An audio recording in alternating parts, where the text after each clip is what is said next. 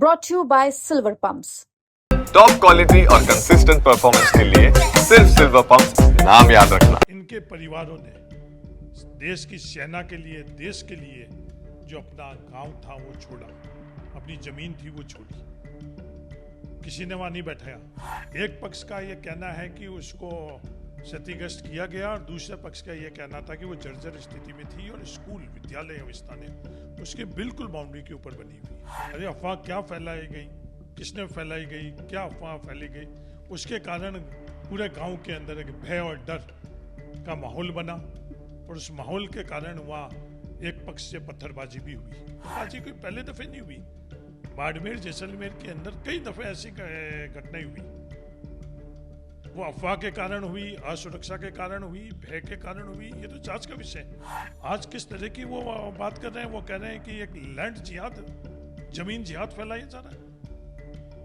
आदरणीय विधायक प्रतापपुरी जी, आप जैसलमेर को समझो, जैसलमेर से वोट लेने से जैसलमेर को नहीं समझ सकते, क्योंकि लड़ाई हिंदू मुस्लिम तक आ पहुंची है। नहीं, वो कोशिश कर रहे हैं। जैसलमेर के लोग वहां इकट्ठे नहीं हुए। ये प्रतापपुरी जी एक विधायक के नाते जैसलमेर के अंदर जो उनको करना था वो पिछले 19 महीनों में नहीं कर सके, इसलिए अपनी खुद की जिम्मेवारी की कोई और दिशा देने के लिए उस तरह का कृत्य करे। आज नफरत फैलाने के लिए गई, धर्म के बीच में, जातियों के बीच में नफरत फैलाने के लिए गई। जिस तरह का कृत्य, जिस तरह के शब्दों का इस्तेमाल उन्होंने किया, आओ उनसे मैं ऐलान करना चाहता हूँ, अपील करना चाहते हैं, हम लोग 19 तारीख को जाएंगे। जैसलमेर के बासनपीर में क्षत्रियों को लेकर उपजा विवाद अब भी गरमाया हुआ है। लगातार सियासी बयानबाजी भी हो रही है और जो कि अब जैसलमेर से बाहर चलकर पूरे राजस्थान में भी फैल चुकी हैं। असली मुद्दा क्या है, क्यों उस मुद्दे को आग लगाई जा रही है, इस पर बातचीत करने के लिए हमारे साथ खुद कांग्रेस के कद्दावर नेता हरीश चौधरी जी हैं।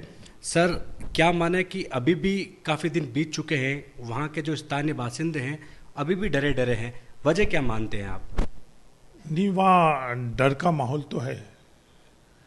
प्रशासन की अपरिपक्वता के कारण, गैर जिम्मेदारी ना कृत्य के कारण आज भय और डर का माहौल वहाँ है। लेकिन इस पूरे मुद्दे के पीछे लगातार प्रतापपुरी महंत वहाँ पर डटे हुए हैं। वो महंत के नाते डटे हुए हैं या फिर राजनेता के नाते? वहाँ विधायक प्रतापपुरी जी किस नाते वहाँ डटे हुए हैं ये एक अलग बात है, पर सबसे महत्वपूर्ण ये बात है कि ये पूरा का पूरा घटनाक्रम की सच्चाई क्या है। आज एक तरफी बात वहाँ जारी है। सबसे बड़ा सवाल कि प्रतापपुरी जी ने उठाया कि ये वहाँ के लोग वासिंदा नहीं। इस सवाल का उत्तर ये कि वहाँ के वासिंदा कौन थे। वहाँ के वासिंदे थे पालीवाल समाज के लोग, पालीवाल ब्राह्मण समाज के लोग। उनको वहाँ से क्यों जाना पड़ा है? उनको जो वहाँ के स्थानीय बासिंदे हैं उन्होंने तो वहाँ से नहीं भेजा। उनको वहाँ जाने के बाद में जो गांव छुड़ाए गए हैं, उनके काफ़ी सालों तक वो ज़मीन वैसी की वैसी पड़ी रही। ये लोग है कौन? फिर ये सवाल उठता है, ये जो वहाँ के स्थानीय रहवासी है ये है कौन? इनका मूल गांव नवातला है, जैसलमेर ज़िले के अंदर। नवातला जो गांव है उसमें पोखरण फील्ड फायरिंग रेंज बनी हुई है और इनके परिवारों ने देश की सेना के लिए, देश के लिए जो अपना गांव था वो छोड़ा, अपनी ज़मीन थी वो छोड़ी, किसी ने वहाँ नहीं बैठाया। सरकार और जिला प्रशासन ने इन लोगों को इस गांव के अंदर बसाया। किसी ने वहाँ इनको खातेदारी नहीं दी। वो खातेदारी देने वाले कौन थे? खातेदारी देने वाले जिला प्रशासन था और नियम और कानून के तहत जो संवैधानिक व्यवस्था थी उसके तहत इन लोगों को दिया गया। फिर दूसरा पक्ष है, जब उनको खातेदारी 27/1/76 के अंदर इनको अलॉटमेंट हुआ, उस अलॉटमेंट के बाद में कोर्ट के अंदर भी गई। कोर्ट में कौन गया? कोर्ट के अंदर रघुनाथ सिंह वल्द गिरधर सिंह जी गई। एक पक्ष सरकार थी और दूसरा पक्ष जो पूर्व राजघराना था वो गया। और जो पहला फैसला आया 24/4/89 को, उस फैसले के अंदर स्पष्ट लिखा हुआ गया कि ये जमीन सरकारी जमीन थी, सिर्फ राजस्व अभिलेखा में दुरुस्ती के लिए थी। ये जमीन का किस्म क्या थी? ये जमीन की किस्म मवेशी चराना था। मवेशी चराने की किस्म के संदर्भ के अंदर एक पहलू है, जिसमें किस्म सुधार का एक पहलू है, और दूसरा इसमें खातेदारी का अधिकार किसको है, और तीसरा कि इसको अलॉटमेंट हुआ या नहीं हुआ, हुआ तो सही है या गलत है। ये पूरा इसमें का पृष्ठभूमि है। 2011 के अंदर राजस्थान हाई कोर्ट ने स्टे दिया सरकार के पक्ष में। ये जो खातेदार हैं, जिनको 75 बीघा जमीन के करीब इन लोगों को अलॉटमेंट की गई है, ये पक्ष नहीं है, सरकार पक्ष है। सरकार के खिलाफ दूसरा पक्ष है जाकर और कह रहा था, उसमें सरकार के पक्ष में जो फैसला हुआ है वो यथास्थिति में रही, उनका अलॉटमेंट यथास्थिति में रही। हाईकोर्ट ने भी फैसला दिया, पर सिर्फ विवाद करने के लिए विवाद किया जा रहा है। फिर छतरियां तोड़ी क्यों जा रही है? देखो, ये एक इतिहास इसमें समझना पड़ेगा। अलग अलग इतिहासकारों ने अलग अलग ढंग से इतिहास लिखा गया, पर इसके संदर्भ में ज़्यादातर जैसलमेर के इतिहासकारों ने एक ही इतिहास को लिखा, और जिसको अगर सबसे आखिरी में किसी ने उसका उल्लेख किया है, वो दैनिक भास्कर में 12/7/2025 के अंदर तन सिंह सोडा नामक लेखक ने करा। और क्या उल्लेख है उसके अंदर कि जैसलमेर व बीकानेर रियासत के शासकों के बीच में उदयपुर में विवाह उत्सव के दौरान आपसी वर्चस्व की कारण दोनों रियासतों ने इसे अपनी स्वाभिमान व प्रतिष्ठा से जोड़ लिया, जिसने एक बड़े युद्ध का रूप ले लिया। वह घटना 15 से अधिक सालों तक दोनों रियासतों के बीच में विवाद, अशांति व प्रतिशोध का कारण बनी रही। वह विवाद इतिहास में बासन पी के युद्ध के नाम से पहचाना जाता है। 1828 दोनों के बीच में अंतिम युद्ध माना जाता है, वो बासनपीर में हुआ।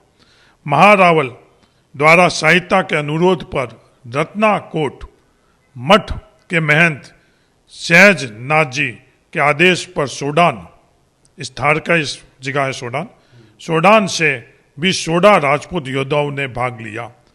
1847 में रामचंद्र सिंह सोडा, जोगीदास सोत व हडुत पालीवाल की छतरियों का निर्माण बासनपीर युद्ध स्थल पर ही करवाया गया। ये इसका इतिहास है। अब जो छतरिया बनी गई, वो छतरिया का किसी ने देख रेख नहीं करी तो वो क्षतिग्रस्त हो गई। एक पक्ष का ये कहना है कि उसको क्षतिग्रस्त किया गया, और दूसरे पक्ष का ये कहना था कि वो जर्जर स्थिति में थी और स्कूल, विद्यालय, अवस्थानें उसके बिल्कुल बाउंड्री के ऊपर बनी हुई है, तो बच्चे के आने जाने से खतरा महसूस हो रहा था, कहीं बच्चों के ऊपर कहीं दुर्घटना नहीं हो जाए। इसलिए दूसरा पक्ष ये कह रहा है कि उसको हमने तोड़ी नहीं, उनके जो भी क्षत्रियों के जो पत्थर थे उनको संभाल कर वहाँ रखा, जिससे कोई दुर्घटना नहीं हुई। तो अपना अपना पक्ष ही दोनों। लेकिन 6 साल पहले भी तोड़ी गई थी, फिर अचानक ये युद्ध का मैदान क्यों बन गया? नहीं, ये 6 साल पहले भी मैं कह रहा हूँ, ये दोनों पक्ष की अपनी बात है। और फिर वापस उस वक्त FIR भी दर्ज हुई, वो कानूनन प्रक्रिया चल रही है। जो जमीन का संदर्भ के अंदर है, हमारी थार की परंपरा है कि जो तालाब है वो गांव का होता है। जो विवाद कर रहे हैं कि भाई वो किस किस का है, तालाब तो उसी गांव का ही होगा। ये प्रश्न खड़ा करें, हम किससे बात करें? जो गांव के लोगों से बात करना। तो अब वापस पुलिस को लेकर आना, उन्होंने कहा कि हमने प्रशासन से अनुमति ले ली। वो अनुमति जब गांव वालों ने पूछा कि वो अनुमति हमें दिखाओ, तो किसी ने उनको अनुमति नहीं दिखाई। एक दिन ये घटनाक्रम चला, दूसरा दिन घटनाक्रम चला, फिर ये तय किया गया कि SDM कार्यालय के अंदर दोनों पक्षों के बीच में आपस में बैठकर और वार्ता होगी। पर वार्ता होने की जगह पुलिस बल के साथ में जो एक पक्ष आया, जो स्थानीय वहाँ के वासिंदे भी नहीं थे, आसपास के गांव के वासिंदे भी नहीं थे, वो लोग आए और वहाँ किसी न किसी प्रकार की अफवाह फैली गई। अरे अफवाह क्या फैलाई गई, किसने फैलाई गई, क्या अफवाह फैली गई, उसके कारण पूरे गांव के अंदर एक भय और डर का माहौल बना। और उस माहौल के कारण वहाँ एक पक्ष से पत्थरबाजी भी हुई। हाँ, वो पत्थरबाजी हुई है, पर अगर पूरी पत्थरबाजी की घटनाक्रम आप देखोगे तो कई बच्चे जिनके हाथ में पत्थर थी तो उनकी माई वो पत्थर उनके हाथों से छीनते हुए भी देखी गई। तो पहलू पूरा अगर देखेंगे तो इसके अंदर हमको कई चीजें समझ में आएगी। कौन है पत्थर बरसाने वाले, कौन है? पाकिस्तानी लोग थे, उनके बीच में अफवाह किस तरह की फैली। और ये पत्थरबाजी कोई पहले दफे नहीं हुई, बाड़मेर जैसलमेर के अंदर कई दफे ऐसी घटनाएं हुई। वो अफवाह के कारण हुई, असुरक्षा के कारण हुई, भय के कारण हुई, ये तो जांच का विषय है। पर उसको किसी एक धर्म से जोड़कर इस तरह के शब्दों का इस्तेमाल करना, इस तरह से धर्म के मार्फत से आप जहर फैलाना, क्या ये उचित है? महेंद्र प्रतापपुरी कह रहे हैं कि मस्जिद के वहाँ से एक तरह से कह कि ऐलान हुआ, अल्लाह अकबर के नारे लगाते हुए लोग आए और पत्थर बरसाने लग गए। नहीं, वो प्रतापपुरी जी तो क्या क्या बातें कर रहे हैं। अब उनकी बातें के संदर्भ में अब मैं क्या बोलूं।